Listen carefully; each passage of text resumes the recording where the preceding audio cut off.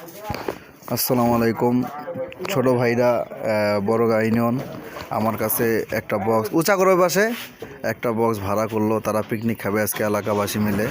তো বাজেট খুবই কম, তারপরও দিলাম আন্তরিকতার খাতিরে। আসলে আর আগেও আমার কাছে নিচে বলছে, ভাই আপনার কাছে আমরা সব সময় নেই, একটা বক্স এখন যদি এত টাকা দাম দর ধরেন তাহলে আমরা কীভাবে নিয়ে পিকনিক খাবার। আপনারা তো জানেন যারা এলাকায় থাকেন, বসবাস করেন গ্রামে, তাদের কিন্তু পিকনিক খাইতে অনেক প্যারা।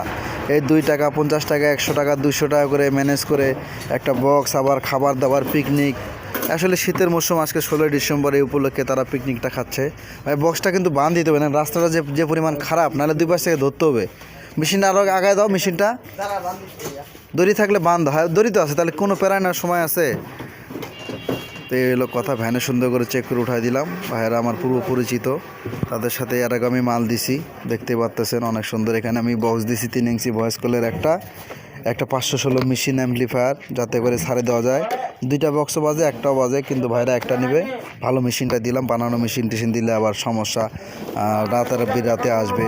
একটা মাইক্রোফোন দেওয়া হয়েছে, একটা কারেন্টের বোর্ড দুঃখজনকভাবে যেখানে নাট মারবো, নাটগুলো ভাঙে গেছে 2 পাশেই, এই জন্য নাট মারতে পারতেছি না। উপস্থিত টাইম এটা দিলাম, আরও আছে কিন্তু এই তারটা ওরা চয়েস করছে, কারণ এখানে 2টা তার আছে। হ্যাঁ, কোনো তার কিন্তু কাটা গেছে, এখানে 2টা তার আছে। এখানে একটু লিক আছে, দেখো এখানে যা, কিন্তু সাথে সাথে ট্যাপ মারে দিবা। এই ছোট, এখানে একটু লিক আছে। হ্যাঁ, সাথে সাথে ট্যাপ মারে দিবা কিন্তু, নাহলে কিন্তু। সবাই ভালো থাকেন, এই পর্যন্ত আজকে।